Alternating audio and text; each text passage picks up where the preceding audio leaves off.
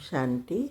आपका प्रश्न है, अव्यक्त इशारे में आया कि देह की हर कर्मेंद्रियों को पवित्र बनाना है। प्रवृत्ति चाहे हद की हो चाहे बेहद की, ये समझना है। उत्तर है, अभी जो अव्यक्त इशारे चल रहे हैं वो है रूहानी रॉयल्टी और प्योरिटी की पर्सनालिटी, क्योंकि पवित्रता ही सुख शांति की जननी है। और पवित्रता तब आएगी जब हमारी आत्मिक स्थिति बनेगी। जैसे जैसे हमारी आत्मिक स्मृतियाँ बनती जाएगी वैसे वैसे हम पवित्र बनते जाएंगे। पवित्रता का अर्थ सिर्फ ब्रह्मचर्य नहीं है। पहली पवित्रता है संकल्पों में पवित्रता।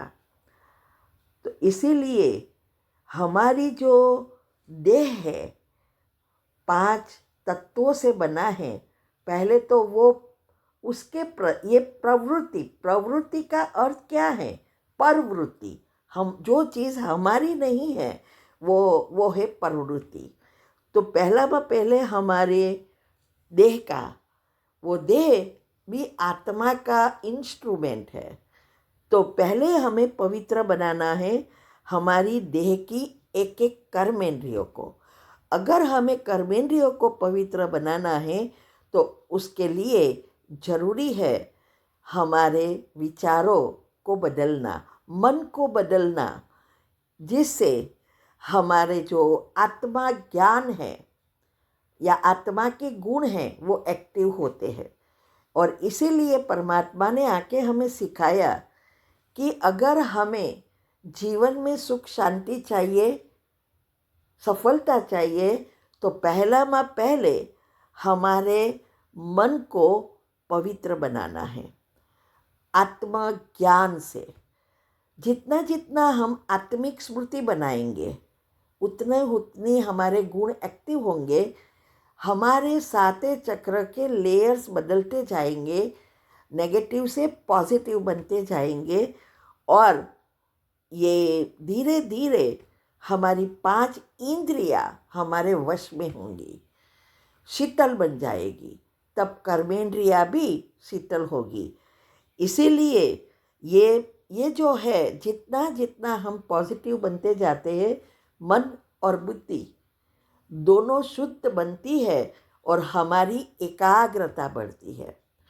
और एकाग्रता से ही हम परमात्मा से जुड़कर उसकी शक्ति प्राप्त कर सकते हैं। आज साइंस भी कहती है जहाँ आपके मन बुद्धि एकाग्र होती है उस पर सभी एनर्जी उस पर तक पहुँचती है।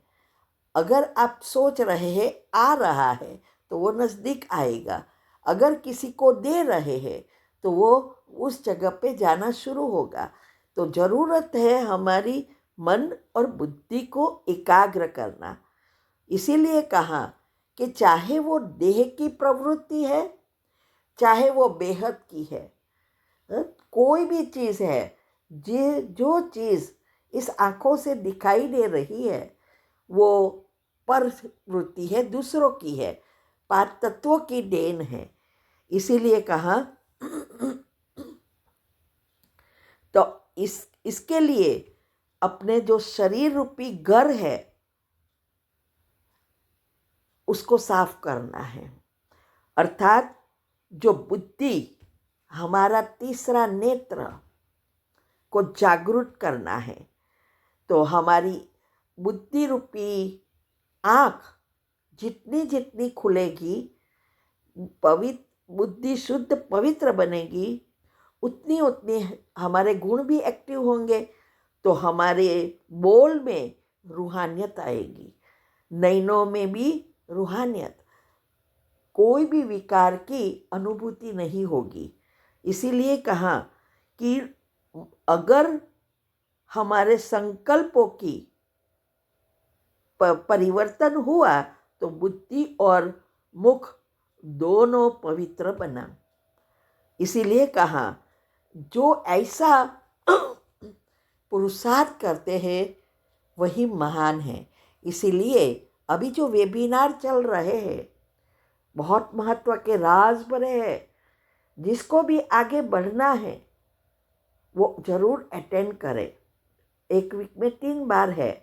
तो कल ही हमने समझाया कि कर्म, अकर्म, विकर्म, सुकर्म में से अकर्म और सुकर्म में अंतर क्या है।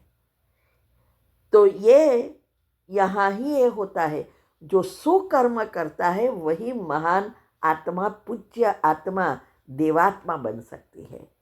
अकर्म वाले तो खुद के लिए करते हैं। तो ऐसे गहरी बातों को जितना आप समझेंगे और उसके ऊपर मन बुद्धि माना मनन चिंतन करेंगे, उतनी आपकी ये तीसरा नेत्र खुलता जाएगा और आपकी साते पत्ते की बिलीपत्र अर्थात तन, मन, धन, संबंध, संपर्क, समय, संकल्प, श्वासोश्वास और स्वप्न शुद्ध पवित्र बन जाएंगे। तो मूल बीज ही है संकल्प में पवित्रता। तो ऐसे कोई भी चीज़ में अपवित्रता ना हो, इसको ही कहते हैं इच्छा मात्रम अविद्या। ओम शांति। ओम शांति। ये लाइव ऑनलाइन वेबिनार हम करा रहे हैं। बहुत स्पेशल टॉपिक्स है, गहरे राज और हेल्थ के हैं। वीक में 3 बार, Monday, Wednesday and Friday, India के टाइम अनुसार 8 से 9 रात को, और फिर प्रश्न उत्तर। तो जिसको भी पुरुषार्थ में आगे बढ़ना है, हेल्दी रहना है, वो ज़रूर अटेंड करे, बहुत फ़ायदा होगा।